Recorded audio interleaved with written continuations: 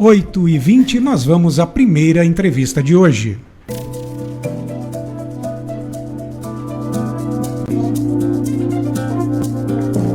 Estamos recebendo no nosso estúdio o advogado que está se tornando sócio do programa. Andréa Gigliotti é pós-graduada em Nutrição Funcional, Nutrição Ortomolecular, Fitoterapia e Biofísica Quântica.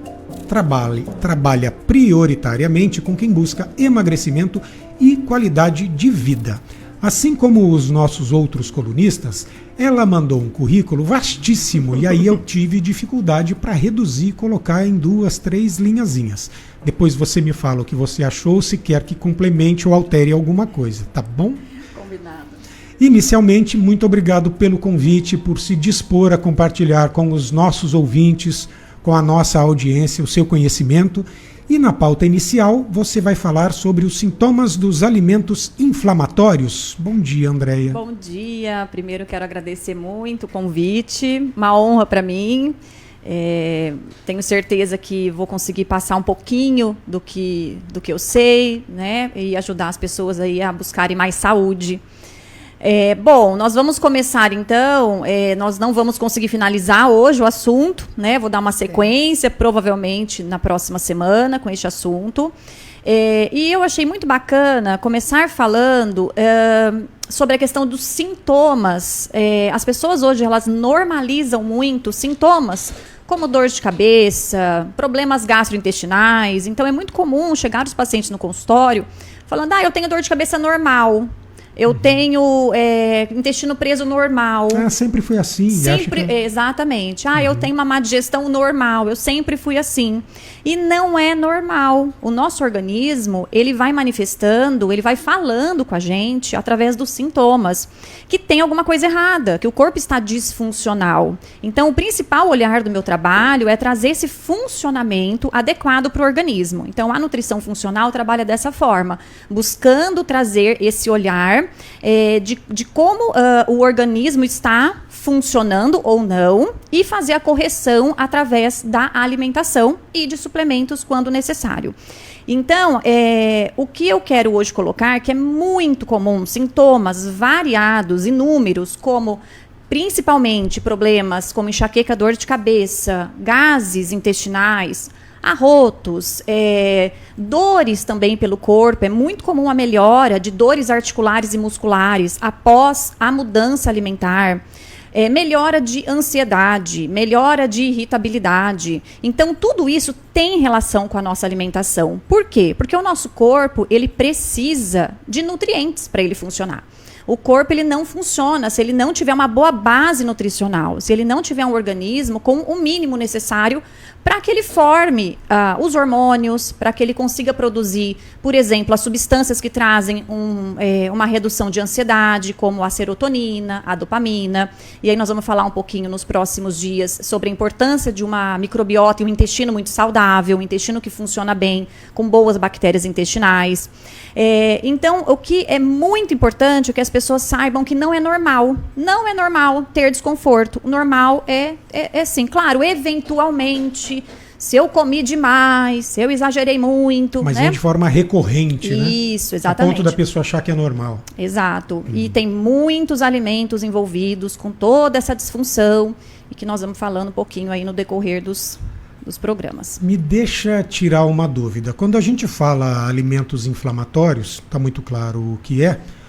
No entanto, hoje é um assunto que está muito na moda. A gente falar que tudo que inflama pode causar problemas, desde esses que você falou, de dor de cabeça, problemas gastrointestinais, há inclusive problemas mais sérios. Sim. Por exemplo, câncer. Sim. Então tem muita gente que diz que é uma inflamação recorrente que em certo ponto faz com que um tumor se desenvolva e daí para frente.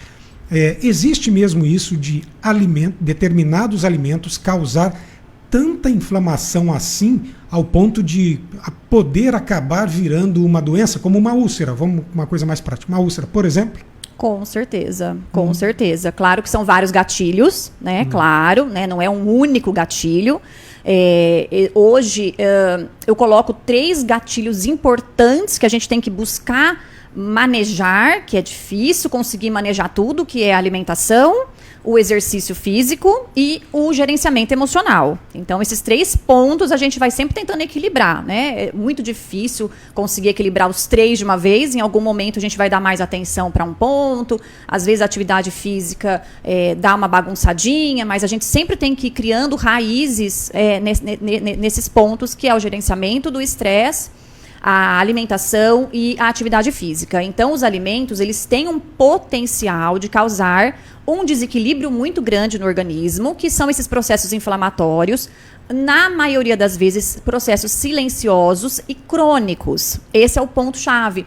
E como eu peço vários exames durante a consulta, é muito comum eu avaliar que existe uma inflamação nesse organismo através de exames. Então, a gente consegue constatar isso via exames laboratoriais e a gente consegue perceber uma melhora dessa inflamação após a mudança alimentar e suplementos.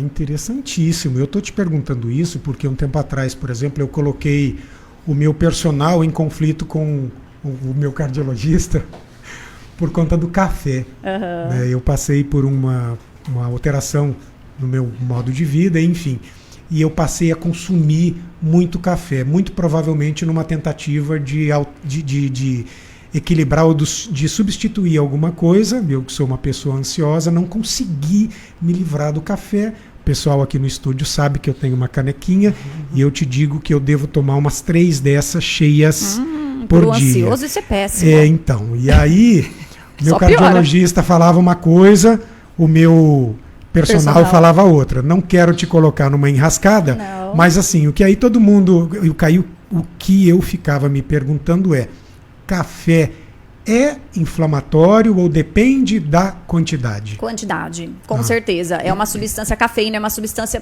bacana, desde que seja com moderação. Bacana por quê? Porque ela ajuda até certo ponto na concentração, ajuda na memória, ajuda na queima de gordura, mas, como tudo, ultrapassou o limite, vai ter um efeito especialmente emocional rebote. Então, você vai ter a mente muito acelerada com excesso de cafeína. Então, é aquela questão, a quantidade de cafeína é 1 a 2 xícaras pequenas, não dessa caneca sua. Uma caneca essa caneca tá muito grande. 250 ml, ó. Não, demais. É um balde isso aí pra você. Porque aí você vai ter, sim, efeitos negativos na sua saúde com esse excesso. Especialmente piora da ansiedade, não tenha dúvida. Eu acho que, na verdade, os dois falavam a mesma coisa e eu não entendia. Você é teimoso. Você não queria entender. Né? Enfim. Eu também não entendi muito bem o que você falou.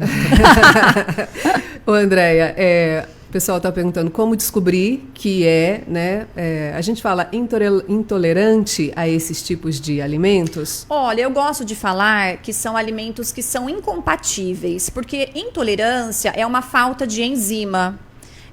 A alergia é um processo imunológico. Então, como a gente não tem como ter certeza se é uma falta enzimática ou se é um processo imunológico, o nome que mais cabe no meu olhar é uma incompatibilidade alimentar. São alimentos que vão trazer um efeito negativo, seja por uma intolerância, seja por alergia. Uhum. Dá pra gente fazer em laboratório exames de alergia e exames de intolerância, mas muitas vezes a gente não consegue pegar isso em laboratório. Porque, por exemplo, as alergias existem vários tipos. Não existe uma única via de alergia, existem vias imunológicas diferentes. Então, na consulta, eu uso um método para fazer esse tipo de avaliação, que é a biorressonância. Penso que é interessante também a gente falar, já que falamos de café, vamos falar do leite. Porque é o seguinte, o que eu percebo é que as pessoas que fazem educação alimentar, de fato, né, não é uma... Vou usar um termo incorreto, porque eu acredito que seja isso que grande parte das pessoas faz, regime. Mas quando você faz uma dieta equilibrada e passa realmente por um processo de reeducação alimentar, você passa a entender melhor o seu corpo, isso, a ouvi-lo mais, sim, prestar atenção em coisas que no dia a dia, de tanto a gente fazer, acaba nisso que você disse, de a pessoa normalizar uma situação que não é exatamente isso. Então, quando você passa pelo processo de reeducação alimentar, você passa a perceber melhor o gosto dos alimentos, isso, você passa a perceber o que te faz mal de fato ou não, e muita coisa faz mal para a maior parte das pessoas, mas a gente normaliza de um tanto que passa a não considerar mais isso. O leite é uma dessas situações? Olha, na maioria das vezes é um problema. Não é um problema para 100% das pessoas, mas é uma bebida que tem hoje, especialmente pelo contexto atual em relação à grande produção de leite, né? Uma vaca ela não produzia tanta quantidade de leite como ela produz hoje. Então tem toda uma alteração hormonal da vaca para que ela produza uma quantidade muito grande. A forma como isso é conservado, né? Então tem esses pontos que são importantes. Muitas vezes a pessoa, quando ela tira um leite de caixinha e passa para um pasteurizado, pode ser que ela se sinta melhor. Tá? Pela questão de tirar essa questão da caixinha mesmo, né? De um produto tão perecível. Tão industrializado, né? Exato. Então, esse é um ponto. Outro ponto é que, sim, muitas pessoas têm problema com a lactose. Eu tenho no consultório exame genético. No exame genético, a gente consegue perceber uma grande parcela da população que tem uma genética para desenvolver intolerância à lactose. Dos exames que eu já realizei no consultório, 99% das pessoas apresentaram positivo. Então, isso é um exame genético, não é moda, tá? Então, é muito comum, muito mesmo, aparecer essa intolerância à lactose. É um gene que predispõe a pessoa, tá? A ser intolerante à lactose, ela pode desenvolver em algum momento da vida. De repente, ela desenvolve. E tem a questão da proteína. As proteínas do leite, elas são proteínas muito grandes e de difícil digestão para o ser humano. Então, os intolerantes à lactose, bem resumido, costuma ter problemas gastrointestinais, como excesso de gases, fermentação excessiva, né, distensão abdominal, refluxo, arrotos e muito provável diarreia. Às vezes prende. E já quando a gente fala em problemas com as proteínas, são processos mais inflamatórios. Claro que a intolerância, ela vai gerar uma inflamação no intestino. Então, ela vai ter um gatilho inflamatório no intestino, porque vai irritando essa mucosa. E depois, olhando para a questão das proteínas do leite, elas são pesadas para o organismo humano, elas são de difícil digestão. São proteínas feitas para um animal que nasce andando. O bezerro já cai e sai andando, então o ser humano demora 1 ano para andar. Então é uma composição de proteínas bem diferente do leite materno, quando a gente vai avaliar esse composto proteico. Então é pesado, é de difícil digestão, então, eu sempre oriento pelo menos uma redução, né, na maioria das vezes, desses laticínios. E é um alimento ácido também. Ele tem uma tendência de acidificar o nosso organismo e, com isso, gerar uma inflamação. E aí, no caso, é diminuição ou é restrição total? E se for de restrição, troca pelo quê? Então, aí depende. Cada caso é um caso. Algumas pessoas reduzir já funciona bem. Outras pessoas, a gente precisa realmente fazer a retirada. Quando existe a alergia à proteína do leite, alergia mediada por IgE, que é uma alergia imediata, é retirada absoluta. Por um período, normalmente, também 1 ano, 2, né? Aí a gente vai avaliando. Isso é muito comum hoje em crianças, em bebês. Esse diagnóstico está cada vez mais frequente da alergia à proteína do leite. E quando a gente precisa, então, fazer a substituição, a grande preocupação é o cálcio, que existem em vários outros alimentos. O gergelim é uma semente extremamente rica, então a gente pode fazer leite de gergelim, bebida vegetal de gergelim, usar o gergelim, né, em cima da comida. A sardinha é riquíssima em cálcio também. E existem as bebidas vegetais que dá para fazer em casa e hoje no supermercado já existem vários, né, bebida de aveia, de arroz, de amêndoas, de coco. Então tem uma variedade hoje de bebidas vegetais. Eu fico com a sardinha. Ótimo. Perfeita escolha. Adoro sardinha. Junto com o ômega 3 e o cálcio, tá perfeito. A Lília fez uma cara assim de... Eu como. Eu como. Tá bom.